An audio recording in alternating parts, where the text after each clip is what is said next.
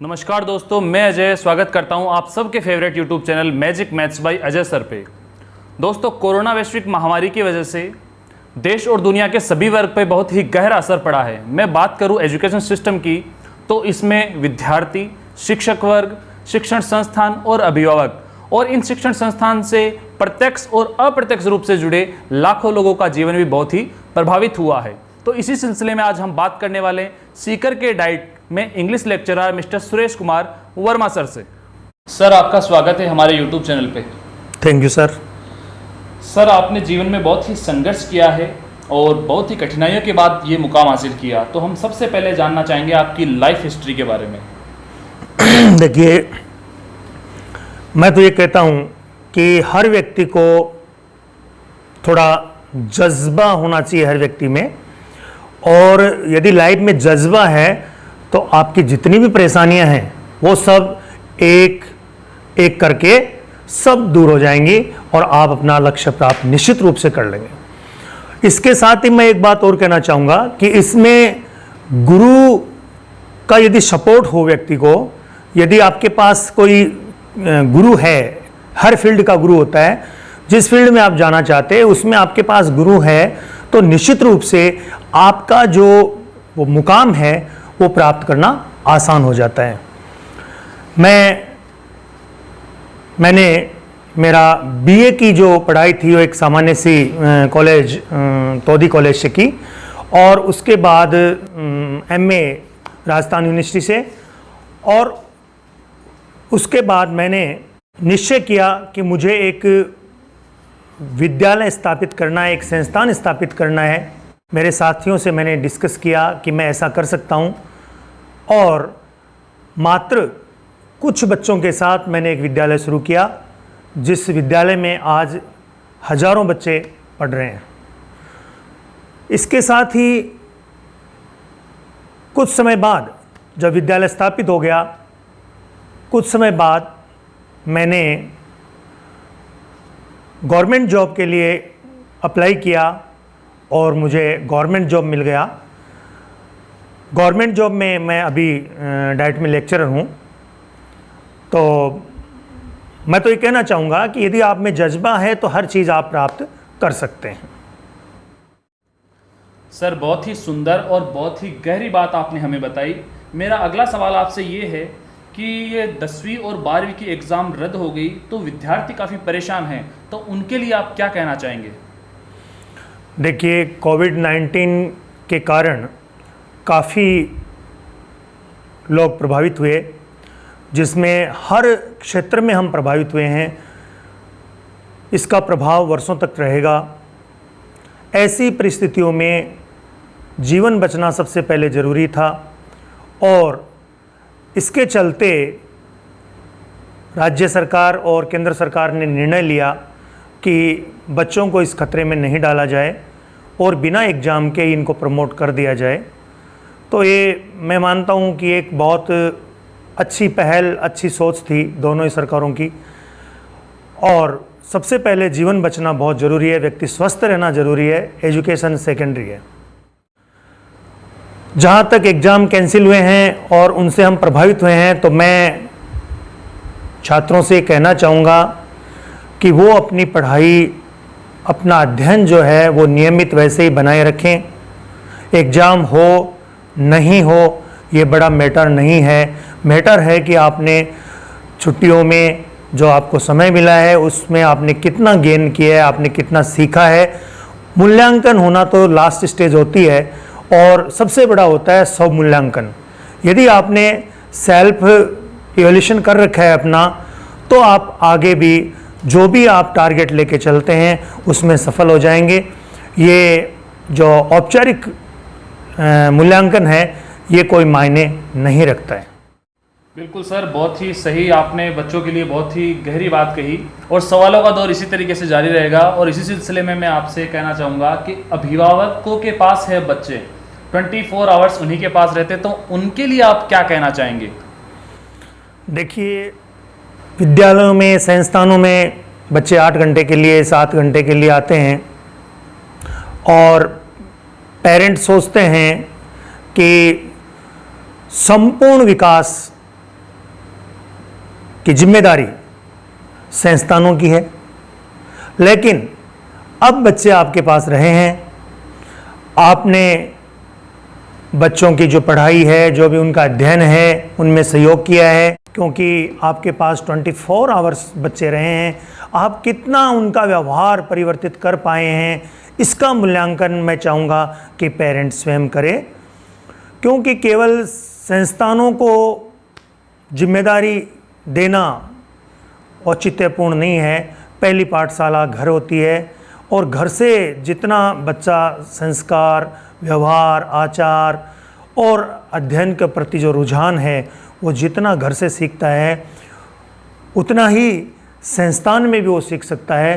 परंतु घर बड़ी पाठशाला है, विद्यालय से भी बड़ी पाठशाला है। सर, मेरा अगला सवाल आपसे टीचर्स के बारे में है। कोविड के इस दौर में जो निजी शिक्षण संस्थान के टीचर्स है काफ़ी परेशान हैं आर्थिक और मानसिक रूप से, तो उनके लिए आप क्या कहना चाहेंगे? हमारे व्यूवर्स को बताएं। आपको टीचर्स भी देख रहे हैं, स्टूडेंट्स भी देख रहे हैं, पेरेंट्स भी देख रहे हैं, तो उनके लिए आप 2 शब्द कहें।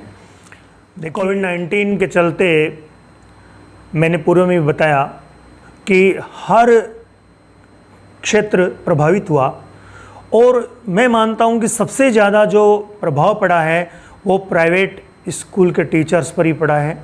विद्यालय जब से बंद हुए हैं उसके बाद बिल्कुल भी आंशिक रूप से भी खोलने की जो परमिशन मिली थी वो बहुत ही कम समय के लिए मिली, और जब रूटीन बनने लगा, बच्चे स्कूलों में आने लगे, गतिविधियां शुरू हुई, तब तक फिर से लॉकडाउन लग गया। ऐसी परिस्थितियों में विद्यालयों के पास एक आर्थिक संकट खड़ा हो गया, और प्राइवेट स्कूल्स जितनी भी हैं वो सारी स्वपोषित हैं। जो फीस पेरेंट्स जमा करवाते हैं वो उनकी व्यवस्थाओं में खर्च की जाती हैं। इसके बाहर से कोई पैसा ग्रांट का या अन्य कहीं से कोई स्रोत नहीं है। और टीचर्स पिछले मार्च से लेके अब तक बिल्कुल बेरोज़गार बैठे हुए हैं। ऑनलाइन टीचिंग भी आंशिक रूप से चल रही है, सभी पेरेंट्स इससे जुड़ते नहीं हैं, इसलिए सभी पेरेंट पे भी नहीं करते हैं।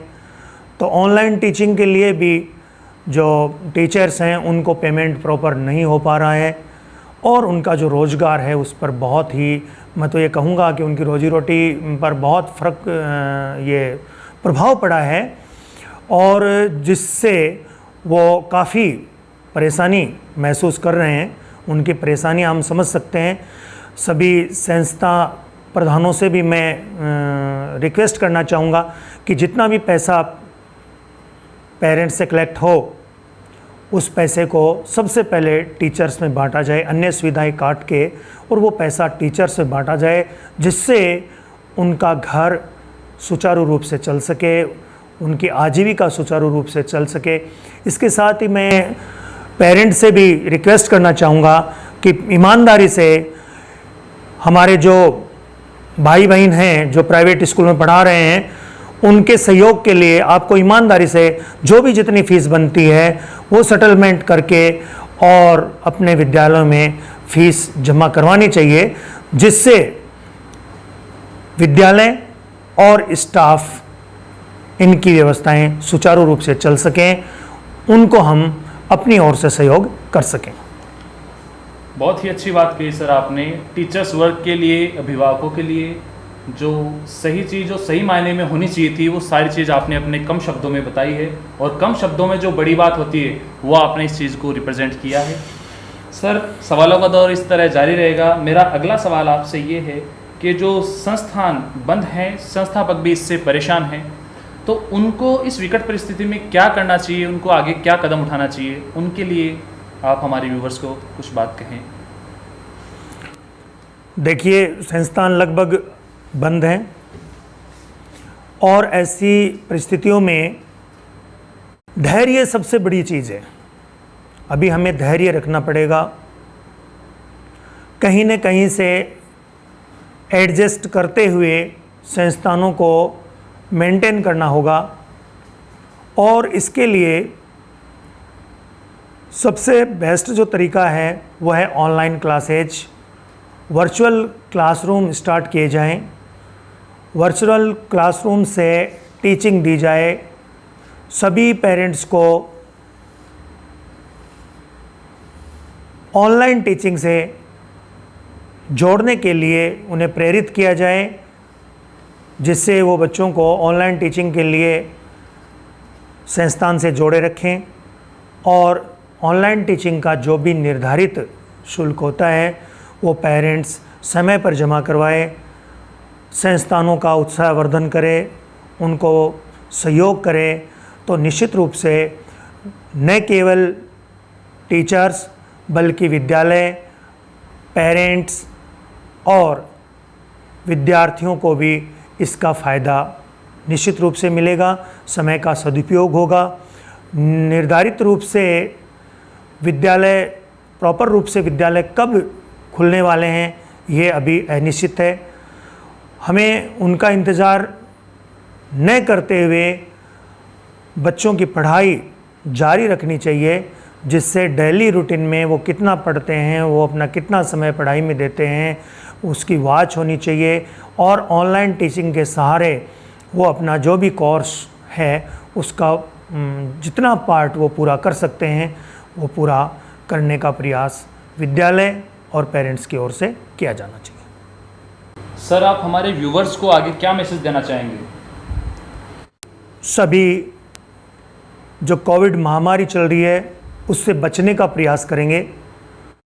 इसके साथ ही मैं ये भी कहना चाहूँगा कि किसी भी परेशानी में व्यक्ति को हिम्मत रखनी चाहिए और जो अब हमारा जज्बा इस सिस्टम से मुक्त होने का, कोरोना वायरस से मुक्त होने का हमारा जो जज्बा है वही हमें बचा पाएगा।